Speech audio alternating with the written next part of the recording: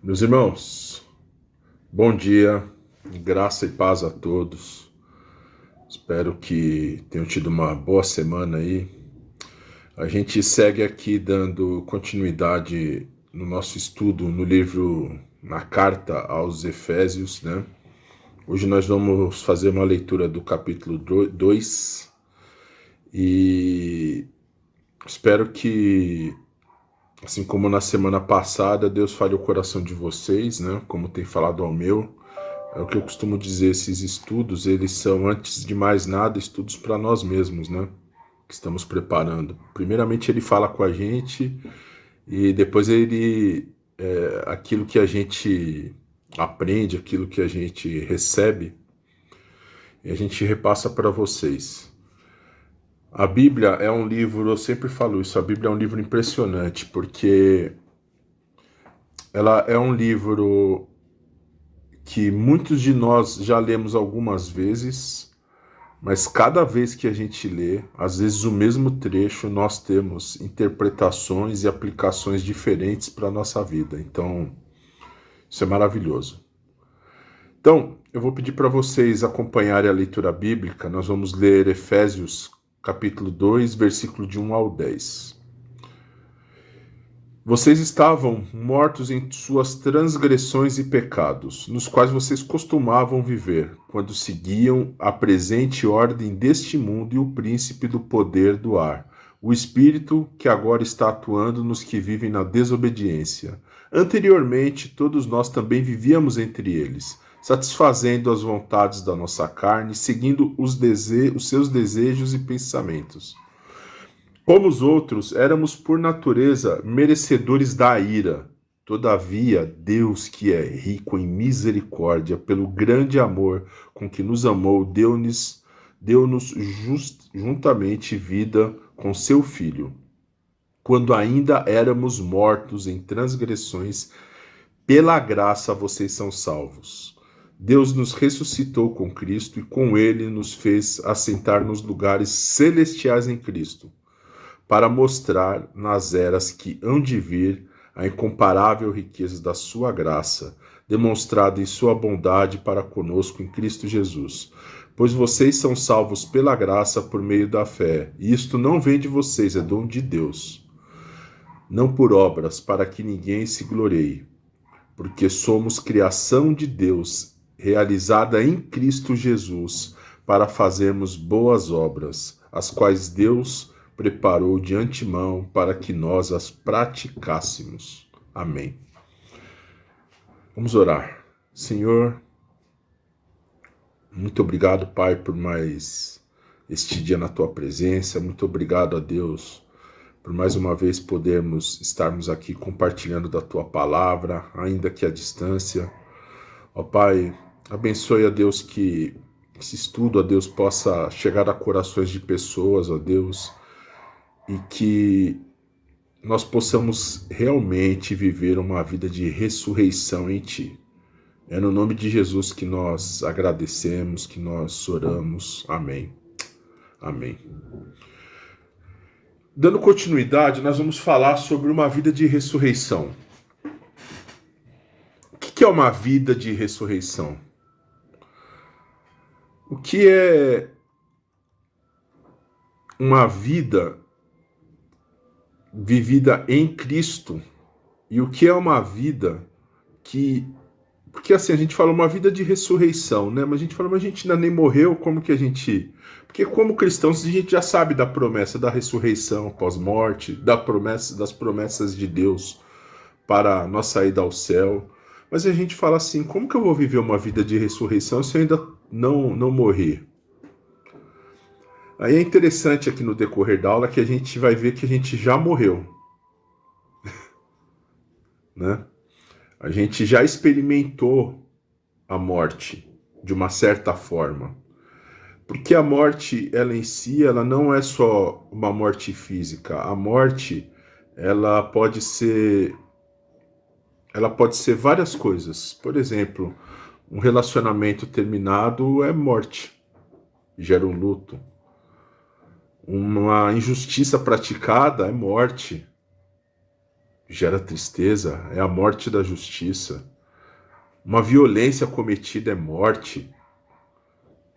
Tudo que está profundamente interligado ao pecado é uma forma do inferno sinalizar, e nós vamos entender isso ao longo do estudo, sinalizar que ele está entre nós.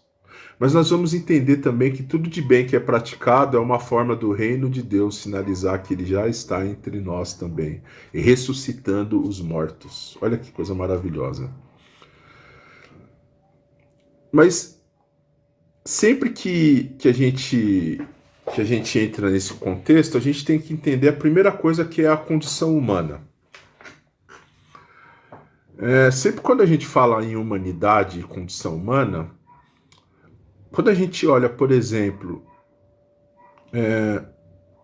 onde o mundo chegou, quando a gente olha, por exemplo, aonde a civilização humana chegou como raça, como civilização, como criação, onde nós chegamos, é impossível nós verificarmos essa natureza humana e ver algumas coisas muito estranhas nessa natureza humana, nessa civilização, nessa sociedade que a gente vive. E Paulo vai explicar para a gente, e Paulo já alertava a gente, que a condição humana e a natureza humana já estava em desespero. Olha só. A gente vai ver lá em Coríntios 8, em Romanos 8, olha o que Paulo fala. A natureza criada aguarda com grandes expectativas que os filhos de Deus sejam revelados, pois ela foi submetida à inutilidade, não pela sua própria escolha, mas por causa da vontade daquele que a sujeitou na esperança de que a própria natureza criada será liberada da escravidão, da decadência em que se encontra, recebendo a gloriosa liberdade dos filhos de Deus. Romanos 8, Paulo já fala lá para o pessoal de Romanos, a natureza, não só a humanidade, mas toda a criação foi submetida à inutilidade. E ela aguarda, aqui o texto vai falar assim, com grande expectativa, em algumas versões vai falar assim, aguarda ansiosamente pela revelação dos filhos de Deus. Então, quando a gente olha para a natureza humana, para a sociedade, quando a gente olha, por exemplo, vamos ser mais claros, tentar ser um pouco mais específicos. Quando a gente olha para as grandes cidades, e eu não estou falando só cidades grandes e pobres hoje, não, vamos olhar para Nova York, Londres, Paris, vamos olhar para cidades ricas, vamos olhar para Dubai. Pô, Dubai tem um grande prêmio de Fórmula 1 que você assiste aquilo, você fica boquiaberta, é feito todo à noite. Iluminação, tudo de primeiríssima qualidade. Quando você olha, por exemplo, para Singapura, você fala, nossa, olha, Singapura é uma cidade-estado, né? O que aconteceu lá, você fala, olha que coisa, que cidade maravilhosa. Olha só como o ser humano é capaz de fazer algo bom, né? Será que é? Porque você fala assim, não, olha, tecnologicamente nós como civilização evoluímos demais, é verdade, evoluímos muito. Como sociedade, em termos de organização civil, nos organizamos muito também, verdade, nos organizamos muito. Você fala assim, nós nos organizamos muito, até como mundo, por exemplo, depois do final da Segunda Guerra Mundial, a Organização das Nações Unidas é criada como uma forma de mediar a paz, né, entre os países e tal. Aí a gente está vendo agora uma guerra lá na Ucrânia, com um monte de gente sendo expulsa do seu país, correndo às pressas, hospitais sendo atacados. Cadê a ONU? A gente vê, por exemplo, guerras que aconteceram ao longo desses últimos 80 anos depois da criação da ONU. A gente fala assim, ué, mas cadê a ONU? Porque A gente olha para desenvolvimento econômico, arquitetônico, para belos discursos de paz. Só que quem está por trás de tudo isso é o ser humano corrompido. Quem está por trás da tecnologia é o ser humano corrompido. Quem está por trás da organização arquitetônica das grandes cidades é o ser humano que é corrompido. Quem está por trás dessas organizações da ONU é o ser humano que é corrompido. E quando a gente olha para essa corrupção do ser humano, porque a gente acha que corrupção só tem a ver com dinheiro, né? Com desvio de dinheiro. Não, corrupção é o ato de corromper algo, de destruir, de distorcer algo. E a corrupção nos corrompeu. Porque nós fomos criados por Deus para sermos uma coisa e o pecado nos corrompeu para nos tornarmos outra. Então, quando a gente olha para esses grandes centros, para essas grandes cidades, ao mesmo tempo que a gente vai vendo tudo isso que eu falei de bom, de bonito, de organizado, a gente vai vendo aumento de injustiça. A gente vai vendo o ser humano cada vez mais individualista. A gente vai vendo o ser humano cada vez mais injusto, cada vez mais violento para conseguir aquilo que ele quer.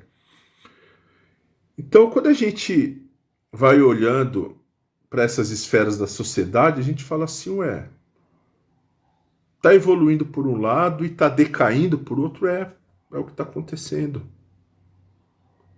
Vai decaindo, e a gente vai entender o porquê, porque é da nossa natureza destruir aquilo que é bom. Você pode até construir algo bom, mas automaticamente a sua natureza vai destruir, a natureza do ser humano vai destruir aquilo. A gente vê nessas grandes cidades. Como que você me explica umas cidades tão organizadas, tão ricas, ter tráfico de drogas?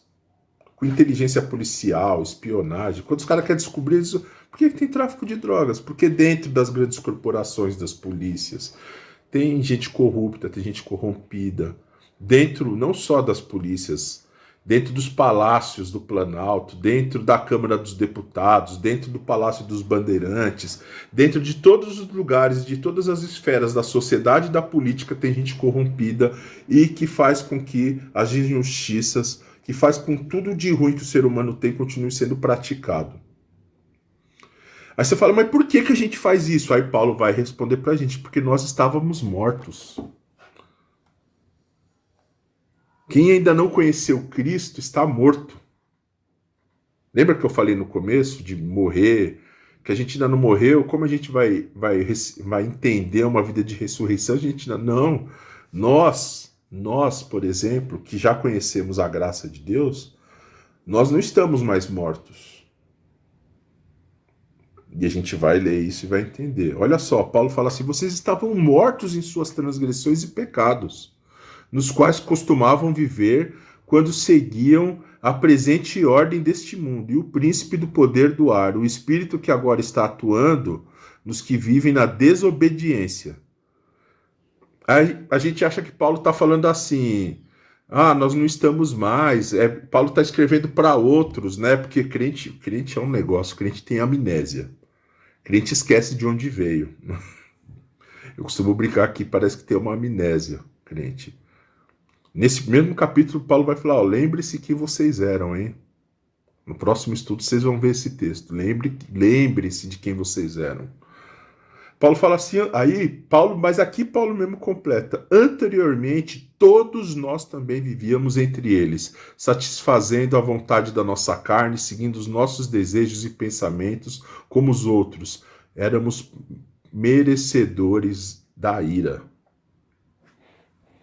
A morte que Paulo está falando aqui não é só figura de linguagem, como eu já falei. É uma morte espiritual. É uma morte sistêmica. É uma morte que afeta toda a sociedade. A morte que Paulo está se referindo aqui é uma morte que gera injustiça, é uma morte que gera ódio, é uma morte que gera separação, é uma morte que gera guerra, é uma morte que gera invasão, é uma morte que gera tráfico de drogas. Isso tudo é morte. É uma morte que gera desvio de dinheiro no trabalho, é uma morte que gera traição entre marido e mulher, entre mulher e marido, é uma morte que gera é, é, é, agressões, violência contra as crianças. Isso é morte. Porque a morte espiritual gera isso na sociedade. Porque nós, a sociedade é feita, composta por nós. E quando a gente está vivendo nessa sociedade maluca e a gente vive morto, a gente é um bando. Assim, ó, a gente, quando não conhece a Jesus, a gente é um bando de zumbi. É tipo The Walking Dead, sabe? Se alguém já assistiu a série, a gente é um bando de zumbi praticando coisas que, por conta das nossas maluquices, das nossas idiosincrasias e principalmente por conta do pecado que gera a morte, nós continuamos praticando. Paulo deixa claro para a gente que estar fora de Cristo é andar como um zumbi. E é com essa morte que a gente vai construindo o mundo, como eu já descrevi aí acima, com tráfico de drogas, com injustiça, com violência. É essa morte que é responsável por todo esse sistema que a gente vê de mundo, por todo esse sistema corrupto que a gente vê. Eu, quando era de adolescente para jovem, eu era muito preguiçoso para ler. Hoje, graças a Deus, isso foi superado.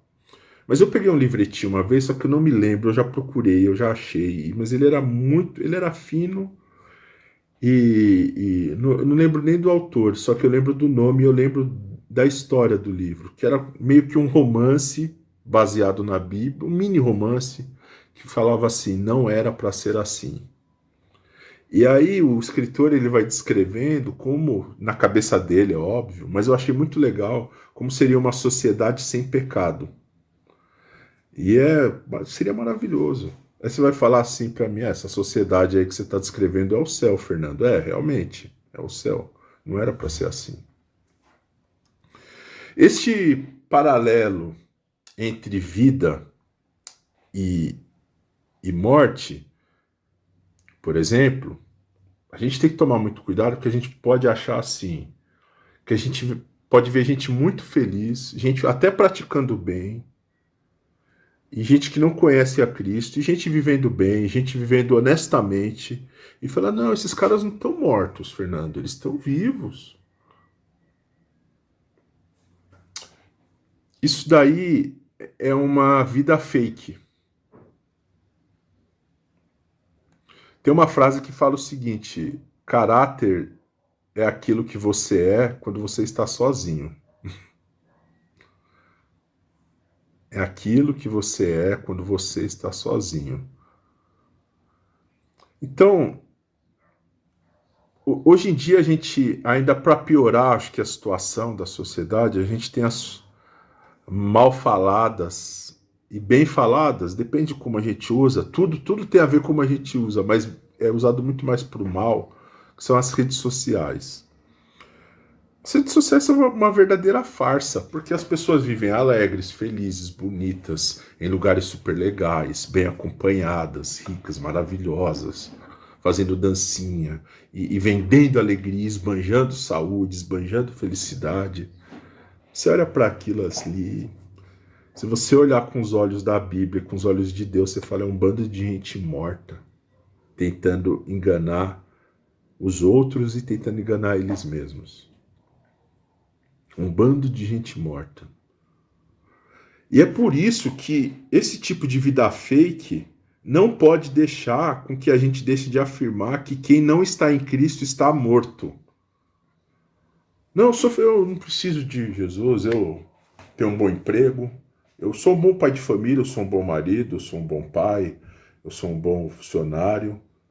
Aí eu pergunto, você tem Cristo? Não, não tenho. Não, então você está morto. Paulo mesmo fala, o bem que eu quero fazer, este eu não faço, mas o mal que eu não quero, este eu faço. É da minha natureza. Acho que todo mundo já conhece, mas eu vou falar o conto do sapo e do escorpião. O escorpião fala assim pro sapo, você não... Ele quer atravessar o rio, E o escorpião não sabe nadar, o escorpião fala assim, só você não quer me dar uma carona? Aí o sapo fala assim, pro escorpião fala, você tá louco? Eu vou te colocar nas minhas costas, te levar até o outro lado do rio, você vai me picar, rapaz. Não, imagina, se eu te picar, os dois morrem afogados.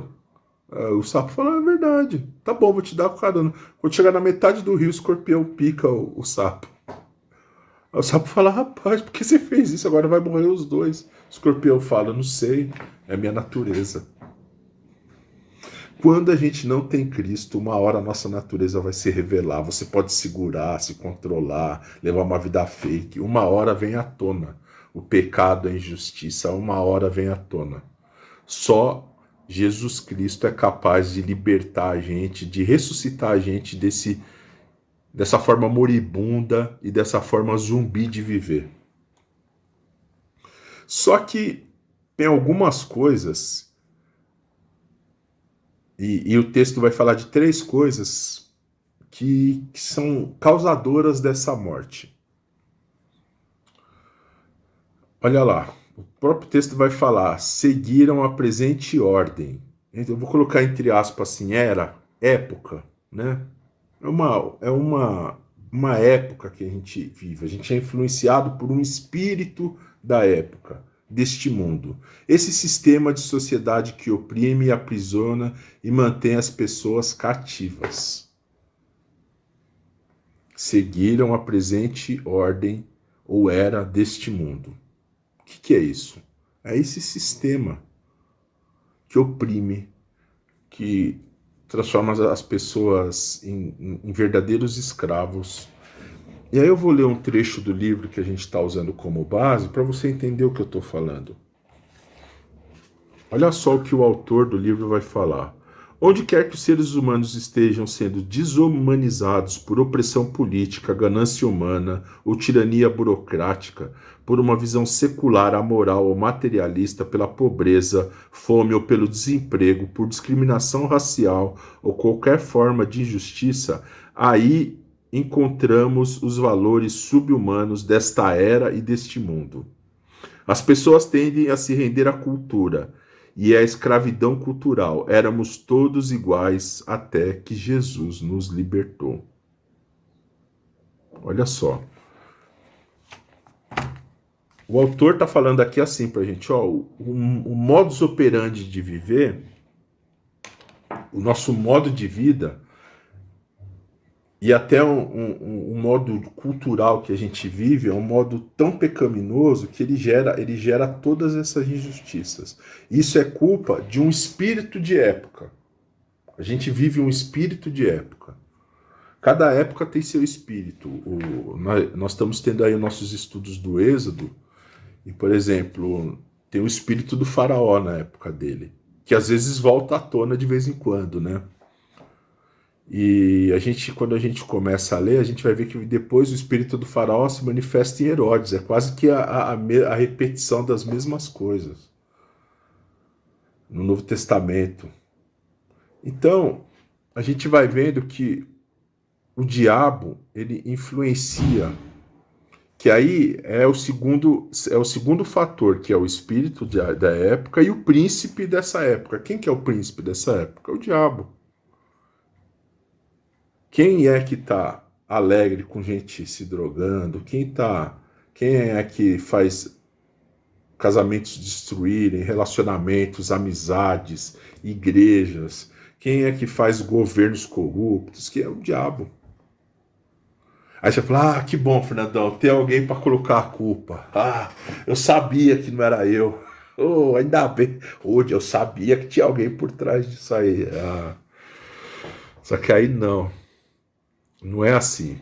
Porque Paulo vai falar para a gente o seguinte, olha só, todos nós também vivíamos entre eles, satisfazendo as vontades da nossa carne, seguindo os seus desejos e pensamentos, da nossa carne.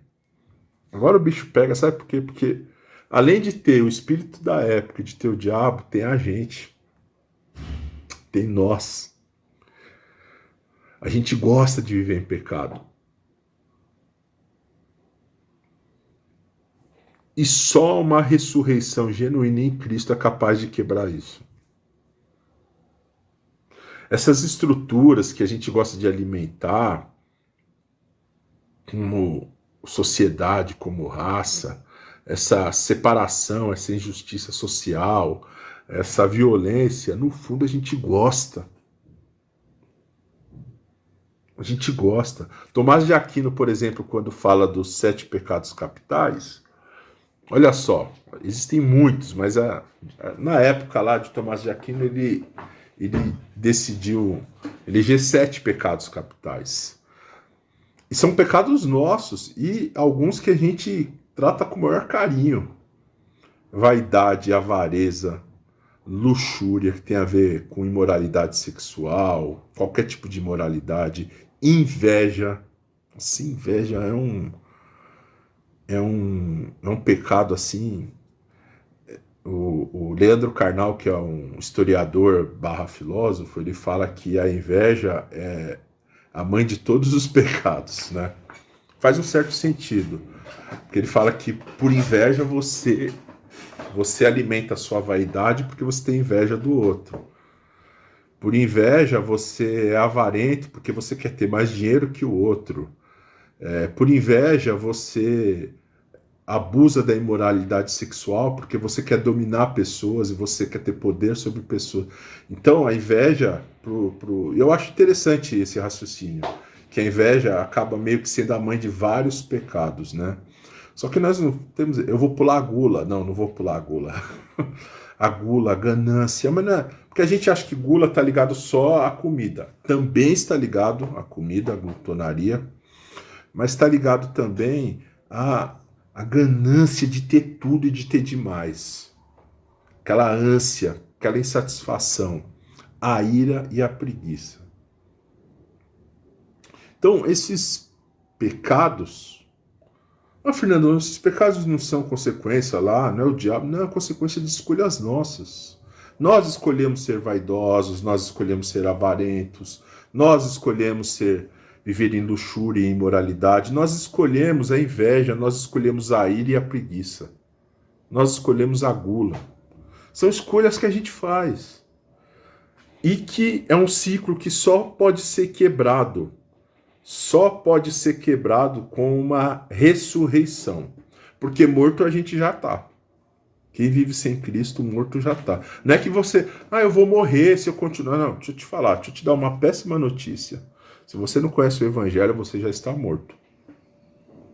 Você precisa de uma ressurreição urgente na sua vida. Paulo vai falar assim, que nós já estávamos condenados. Rapaz, olha o que o texto fala. Como os outros, éramos por natureza merecedores da ira. Em algumas passagens, merecedores de condenação. Além de mortos e de escravizados, nós estávamos condenados. Olha só. Não tinha escapatória, não tinha para onde ir. E essa questão da condenação, da ira de Deus, não é assim, Deus está de mal da gente, Deus está de mau humor, Deus está de biquinho, e Deus fala assim, quer saber? Estou com raiva desse povo e vou condenar eles. Não.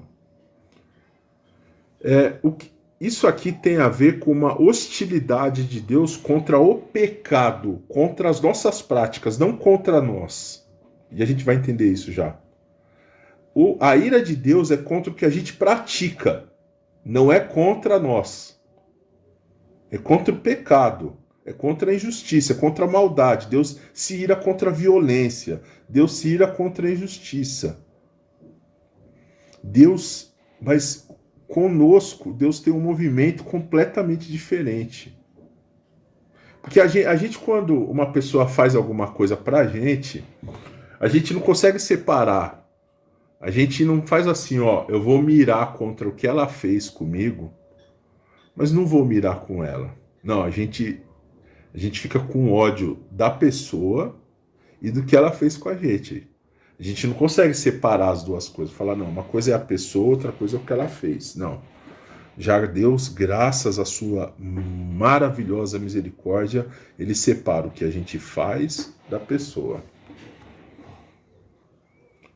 E só reconhecendo isso é que a gente vai achar a solução. Nós, por exemplo, aqui eu falo com um público majoritariamente cristão, nós, por exemplo, graças a Deus já encontramos a solução. Mas se você está assistindo aí, continua com a gente, porque você vai entender o que é essa solução. Paulo continua no texto. Todavia, Deus que é rico em misericórdia, pelo grande amor com que nos amou, deu-nos vida juntamente com Cristo, quando ainda estávamos mortos em transgressões, pela graça vocês são salvos. Deus nos ressuscitou com Cristo e com ele nos fez assentar em lugares celestiais em Cristo Jesus, para mostrar nas eras que hão de vir a incomparável riqueza de sua grandeza, a graça demonstrada em sua bondade para conosco em Cristo Jesus. Deus resolveu da única forma possível. O que tinha para fazer? Não, eu vou dar umas regras para vocês seguirem, eu vou dar uma lei, eu vou dar os 10 mandamentos, vocês seguem e vocês são salvos. Estamos perdidos, a gente não consegue. O que nós vamos fazer? Vocês vão pagar em dinheiro. Por dinheiro a gente também não consegue, não tem como pagar uma salvação. Como que a gente faz então? Não, aí Deus fala, vocês não fazem nada, deixa que eu faço. Graça e misericórdia, eu ofereço meu filho em sacrifício por vocês, vocês não fazem nada, basta reconhecer que vocês necessitam da graça de Deus e aceitar o meu filho como seu salvador. Aí a gente fala assim, mas escuta, Fernando, o negócio tá meio estranho. Porque, assim, Paulo fala, que a gente ressuscitou com Cristo. Mas Cristo, para ressuscitar, teve uma morte física. Por que a gente ressuscita em Cristo, mesmo fisicamente vivos? Bom, primeiro porque Cristo só teve uma morte física porque Cristo nunca teve uma morte espiritual, porque ele era o próprio Deus. Então Cristo não teve morte espiritual. Quando eu falo morte espiritual, eu estou falando de pecado. Cristo era o próprio Deus. O sacrifício de Cristo nos reconcilia com Deus. Entendeu? O sacrifício de Cristo é que nos reconcilia com Deus. Então, quando a gente olha para tudo isso, para esse texto maravilhoso, Paulo está afirmando assim para a gente: olha só, vocês estavam mortos, mas vocês ressuscitaram em Cristo. Então, o que é essa ressurreição antes dessa morte física que a gente vai experimentar? Porque Paulo está falando, vocês já estão experimentando uma ressurreição, mesmo sem terem morrido fisicamente. A ressurreição que Paulo fala é uma ressurreição que já vai sinalizando o reino de Deus na sociedade que a gente vive, no mundo corrompido que a gente vive. Olha só o que Paulo vai falar para os Filipenses, capítulo 2, versículo 15. Para que venham a tornar-se puros e irrepreensíveis, filhos de Deus inculpáveis, no meio de uma geração corrompida e perversa, na qual vocês brilham como estrelas no universo. Sabe o que esse texto quer dizer? Brilhar como estrela no universo? Aqui a gente tem que entender um pouquinho o contexto da época, porque os navegantes, os viajantes, eles se guiavam pelas estrelas. Então as cartas marítimas, as cartas... quando a pessoa viajava de um país para outro, de uma cidade para outra, era através das estrelas que ela se guiava, que ela se baseava, no mar e em terra. Então, Paulo está falando assim, eu quero que vocês sejam como estrelas, não para ser estrela, como o conceito de estrela que a gente tem hoje é outro. É o de estrelato, é de aparecer, né? É aquele conceito de hollywoodiano, de ser famoso, de ser bem sucedido. Não, Paulo está falando, eu quero que vocês sejam estrelas para vocês serem exemplos e guias para as pessoas. Porque a ressurreição de Cristo em vocês, ela tem que ter um efeito de sinalizar o reino de Deus na terra. Fala assim, como assim, Fernando? Seja mais específico, vamos lá. Porque Paulo fala assim, ó, vocês são salvos pela fé, isso não vem de vocês. É dom de Deus. Não é por obras, não é para vocês se acharem melhores que os outros, não, não é isso. Mas porque somos criação de Deus, realizada em Cristo, para fazermos boas obras, as quais Deus preparou de antemão para que nós as praticássemos. Paulo está falando assim, ó, vocês não mereciam ser salvos, vocês foram salvos. As obras de vocês não pagam, dinheiro não paga o sacrifício, cumprir os 10 mandamentos, nada paga o sacrifício e a ressurreição que Cristo ofereceu a vocês. Mas tem uma coisa, já que vocês são ressurretos em Cristo agora, vocês têm por obrigação, vocês têm como obrigação praticarem as boas obras. Porque vocês vão sinalizar o reino de Deus. Quem vai sinalizar o reino de Deus não é anjo, não é entidade. Quem vai sinalizar o reino de Deus somos nós aqui na Terra. Então, toda vez que algum relacionamento destruído é reatado pelo perdão, acontece ali um processo de ressurreição. Toda vez que uma injustiça que está sendo praticada é quebrada e a justiça é praticada, acontece ali a ressurreição da justiça. Toda vez que a violência está acontecendo e nós quebramos ciclos de violência, destruímos ciclos de violência, a ressurreição está sendo sinalizada. Toda vez que a gente resgata a gente da injustiça, toda vez que a gente resgata a gente da escravidão, toda vez que a gente resgata a gente do vício, nós estamos praticando e colocando em prática a ressurreição. Ainda que, como Paulo fala em Coríntios, a gente esteja chegando meio que embaçado, mas já estamos praticando o reino de Deus, já estamos praticando a ressurreição. Então, nessa manhã, a mensagem que eu queria deixar para você é a seguinte: pratique a ressurreição. Viva uma vida de ressurreição. Quando você vê injustiça sendo praticada, quando você vê violência sendo praticada, se manifeste. Não estou falando aqui de você ser um revoltado da vida, não. Estou falando de você se manifestar e apontar soluções para que injustiças acabem. No micro, no macro, ou no seu ambiente, na sua família, na sua casa. Você está vendo que não há perdão, perdoe. Comece por você. Quando você perdoa, a ressurreição dá os seus sinais. Quando você volta a conviver, quando uma amizade é reatada, quando o casamento é reatado, a ressurreição está dando os seus sinais. E deixa eu falar, que bom que ela já dá os seus sinais entre nós. Mas que maravilhoso é quando nós somos os portadores desses sinais de ressurreição. Espero que nessa manhã você guarde isso dentro do seu coração. Que nós precisamos e necessitamos ser portadores da ressurreição para os outros. Temos que levar e praticar a nossa ressurreição. Amém? Vamos orar para encerrar. Senhor nosso Deus, muito obrigado, Pai, pela Tua palavra. Muito obrigado a Deus, porque nós não merecíamos, ó Pai, mas fomos ressuscitados em Ti. Então, nesta manhã, ó Deus, nós queremos Te pedir sabedoria, ó Deus, para que esse modus operandi do mundo não nos deixe ficar cego, ó Deus, não nos deixe, ó Deus, não enxergar as injustiças, as violências, tudo de mal que é praticado contra a Sua criação, tudo de mal que é praticado contra tudo aquilo que o Senhor deu para a gente cuidar e a gente, de forma relaxada, por conta do pecado, não cuidou. Então que nós entendamos esse chamado, Deus, para a prática da ressurreição, para uma vida de ressurreição em Ti. É no nome de Jesus que nós oramos, agradecemos a todos. Amém. Amém. Um bom domingo a todos. Deus abençoe.